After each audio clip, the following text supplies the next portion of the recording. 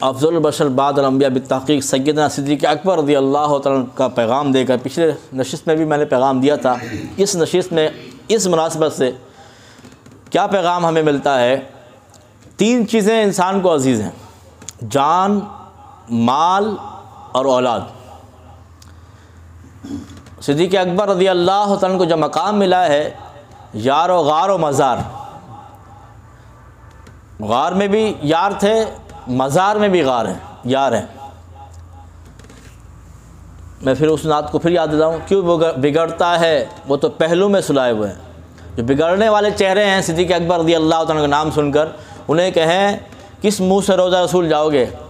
آج بھی نبی کریم صلی اللہ علیہ وسلم آپ اپنے پہلو میں جس سے سلائے ہوئے ہیں، جس کے بارے میں قرآن نے کیا ثانی اثنین اذ ہما فی الغار، لا تحزن لصاحبہ لا تحزن ان اللہ معنا، جس کو قرآن کہتا ہے یہ صاحب ہے، یہ صاحب رسول ہے۔ ایک مقام پر تو اللہ نے سب کا بیان کر دیا نا، سب کا ذکر فرمایا، اللہ نے سب صحابہ سے بھلائی کا ارادہ فرما لیا ہے، سب صحابہ ہی جنتی ہیں، سارے صحابہ جنتی ہیں۔ 10 ایسے صحابہ ہیں جس کو ایک نشست میں اللہ کے نبی فرمایا فلاں جنتی فلاں جنتی، اس میں بھی ابوبکر صدیق رضی اللہ عنہ کا نام ہے۔ اور ابوبکر صدیق رضی اللہ عنہ وہ عظیم صحابہ رسول ہیں جن کا اکیلے نام لے کے قرآن کہتا ہے لصاحبہ، یہ صحابہ رسول ہیں، نص قطعی سے ثابت ہے۔ اس لیے علماء فرماتے ہیں اگر صدیق صحابہ کا انکار منکر گمراہ ہوتا ہے، لیکن صدیق اکبر رضی اللہ عنہ کا انکار کرنے والا وہ قرآن کا انکار کرتا ہے، جو قرآن کا انکار کرے گا وہ کافر ہو جائے گا، کافر ہے وہ۔ تو 3 چیزیں ہیں، کیوں اتنا بڑا مقام ملا ہے؟ افضل البشر بعد الانبیاء بالتحقیق، نبیوں کے بعد عظیم ہستی صدیق اکبر ہیں۔ کیوں؟ جتنا بڑا مقام ہوتا ہے امتحان بھی اتنا بڑا لیا جاتا ہے، جتنا بڑا آپ سے امتحان لیا جائے گا مقام بھی اتنا بڑا ہوگا۔ دنیا امتحان گاہ ہے، آج مہنگائی کا زور ہے، کوئی کس حال میں ہے، کوئی کس حال میں ہے۔ اگر آپ اس حال میں بھی، جس حال میں بھی اللہ نے رکھا ہے، آپ نے اگر دین کو فوقیت دی ہے، دین کو ترجیح دی ہے، آج ہماری نفسیات یہ ہو چکی ہے ہم دین کو سیکنڈ میں رکھتے ہیں، اول میں اپنی خواہشات کو رکھتے ہیں، اپنی طبیعت کو رکھتے ہیں۔ اس کی واضح دلیل ہے، جب خوشی ہو تو اپنی منمانی کرتے ہیں، جب میت ہو جائے معاذ اللہ ایک ایک بات، مولانا صاحب کیا کریں، مردے کو کیسے لٹائیں، کہاں بیٹھائیں، کیا کریں، لیکن خوشی کا کوئی بھی موقع ہے اس میں پھر ہم اپنی مرضی میں لگے رہتے ہیں۔ تو اس بات کو سمجھنا چاہیے۔ 3 چیزیں ہیں، جان، مال، اولاد، یہ 3 چیزیں عزیز ہیں، ہر کسی کو نہیں ہے، بولے ہر کسی کو عزیز ہیں۔ صدیق اکبر رضی اللہ عنہ وہ عظیم ہستی ہیں، جان، مال، اولاد دین پر قربان کر دیا آپ نے۔ جان کی باری آئی، غار ثور کا واقعہ آپ کے سامنے ہے۔ نبی کریم صلی اللہ علیہ وسلم کے مال جو آپ نے دینا تھا، آپ کے پاس جو امانتیں تھیں، اس کے لیے مولا علی تھے، وہ بھی عظیم ہیں، لیکن وہ کیا عظیم نہیں ہے جس نے اللہ کی امانت کو مصطفیٰ کو سنبھالا ہوا تھا؟ نبی کی امانتیں سنبھالنے والا، اس کا ذکر کرتے ہیں لوگ، اچھی بات ہے، مولا علی کو ہم بھی مانتے ہیں، نبی کی امانتوں کو سنبھالنے والا وہ عظیم ہے، اللہ کی امانت کو مصطفیٰ کو سنبھالنے والا، مصطفیٰ کو کاندھے پہ بٹھا کر غار ثور لے جانے والا۔ آج ہم اکیلے نہیں جا سکتے، کاندھے پر سوار کر کے اور غار ثور پہنچ گئے اور جان کی بازی لگا دی، سارے سوراخ بند کر دیے، ایک سوراخ پر اپنی ایڑی رکھ دیتے ہیں۔ سانپ نے ڈنگ مارا لیکن پھر بھی اپنے قدم کو جنبش نہیں دی، کیونکہ سرکار آرام فرما رہے تھے۔ اعلیٰ حضرت امام علیہ السلام نے کیا فرمایا تھا؟ مولا علی نے وار دی تیری نیند پر نماز، وہ بھی عصر جو اعلیٰ خطر کی ہے، صدیق بلکہ غار میں جان اس پہ دے چکے۔ مولا علی نے نماز کو قربان کیا، صدیق اکبر نے جان قربان کر دی ہے۔ پھر آگے تو فرما دیا ہاں تو نے ان کو جا انہیں پھیر دی نماز، جان بھی بچ گئی، نماز بھی ادا کی۔ واقعہ سنے میں آپ نے، پر وہ تو کر چکے تھے جو کرنی بشر کی ہے۔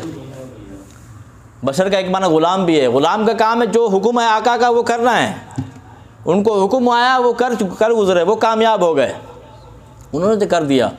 تو جان کی بازی آئی، قربان کر دی۔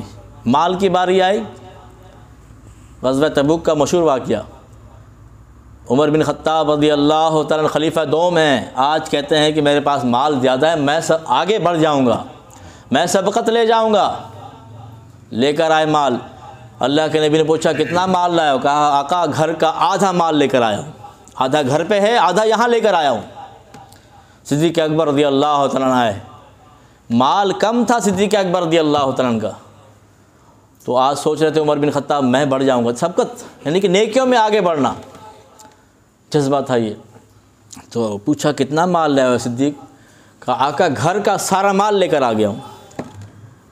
اور سبحان اللہ، گھر کا سارا مال لے کر آ گیا ہوں۔ اور پوچھا گھر کے لیے کیا ہے؟ آپ نے نہیں کہا صرف یا اللہ مدد، بلکہ میرے لیے اللہ اور اس کا رسول کافی ہے، بس آپ اور اللہ راضی ہو جائے وہ کافی ہے۔ تو یہ مقام جو تھا صدیق اکبر تھا۔ پھر وہ عمر بن خطاب سمجھ گئے کہ میں ان سے آگے نہیں بڑھ سکتا، حکومت ملی ایسے ہی ہوا، حکومت ملی ایسے ہی ہوا۔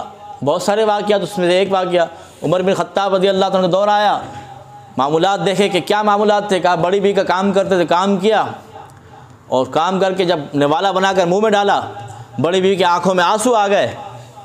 کہا آپ کیوں روتی ہو؟ کہا صدیق اکبر کا انتقال ہو گیا ہے۔ کہا آپ کو کیسے پتہ چلا؟ کہا اسے معلوم تھا میرے منہ میں دانت نہیں ہے، وہ چبا کر میرے منہ میں ڈالتا تھا۔ کہا یہاں بھی سبقت لے گئے، ہر جگہ صدیق اکبر اول ہیں، اور دوسرے نمبر پر عمر بن خطاب ہے، تیسرے نمبر پر عثمان غنی ہے، چوتھے نمبر پر مولا علی رضی اللہ تعالیٰ۔ یہ ترتیب ہے سنت و جماعت کی۔ تو جان مال سارا لوٹا دیا۔ یہ دوسروں کو حکم نہیں ہے، یہ ایک صحابہ رسول نے عرض کی یا رسول اللہ میرے انتقال کا وقت قریب ہے، میں سارا مال وقف کرتا ہوں۔ کہا نہیں، تہائی مال وقف کرو، تمہارے پیچھے آل اولاد بھی ہے، ان کی وراثت بھی ملے گی۔ صدیق کا مقام یہ تھا، سارا مال لے کر آ گئے، اللہ کے نبی نے قبول کر لیا، کیونکہ ایک یعنی کہ مقام ہوتا ہے نا، اس مقام کی بات کی جاتی ہے، نبیوں کی وراثت تقسیم نہیں ہوتی۔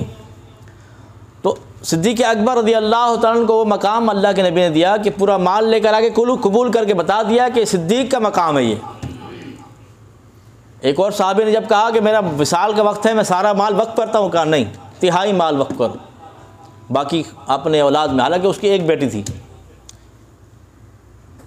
تو دو باتیں ہوں گی، آخری بات کیا ہے؟ جان مال اولاد کی باری آئی تو اولاد کو بھی آپ نے قربان کر دیا، اولاد کی بھی پرواہ نہیں کی۔ آپ کے بیٹے نے بھی اگرچہ ایمان نہیں لایا تھا لیکن آپ ایمان لے آئے، اور اولاد کے سامنے غزوہ بدر کا موقع ایسا تھا، پہلی جنگ جو تھی، اس میں ایک طرف بیٹا کھڑا ہے، ایک طرف باپ کھڑا ہے، ایک طرف چچا ہے، ایک طرف بھتیجا ہے، ایک طرف ماموں ہے، ایک طرف بھانجا ہے۔ یہ جنگ تھی، ایمان کی جنگ تھی۔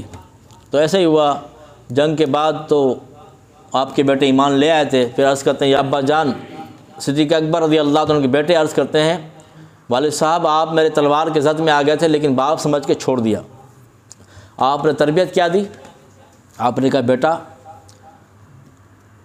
ایسا نہ ہو تم کل کو تمہارے سامنے یہ امتحان آ جائے تم پیچھے ہٹ جاؤ۔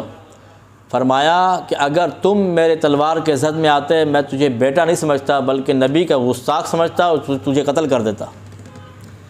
تو یہ مقام تھا آپ کا، جان مال اور اولاد سب کچھ قربان کرنا، یہ صدیق اکبر رضی اللہ تعالیٰ عنہ کا مقام تھا۔ اللہ کریم سے دعا ہے اللہ تعالیٰ ہم تمام کو مسلک حق اہل سنت و جماعت پر قائم رکھے، اور خلیفہ اول بلا فصل سیدنا صدیق اکبر رضی اللہ تعالیٰ سے سچی محبت کرنے کی توفیق عطا فرمائے۔ اور اس حوالے سے ضرور آپ خود پیغام آگے پہنچائیں اور اپنے بچوں کو اور اپنے آپ کو یہ پیغام ضرور دیں کہ خلیفہ اول سیدنا صدیق اکبر رضی اللہ تعالیٰ کا مقام وہی ہے جو مسلک حق اہل سنت و جماعت نے بتایا ہے کہ افضل البشر بعد الانبیاء بالتحقیق ہیں، نبیوں کے بعد جو عظیم ہستی ہے وہ صدیق اکبر رضی اللہ تعالیٰ عنہ ہے۔ اللہ کریم ہم تمام کو اسی عقیدے پر رہنے اور اسی پر موت عطا فرمائے۔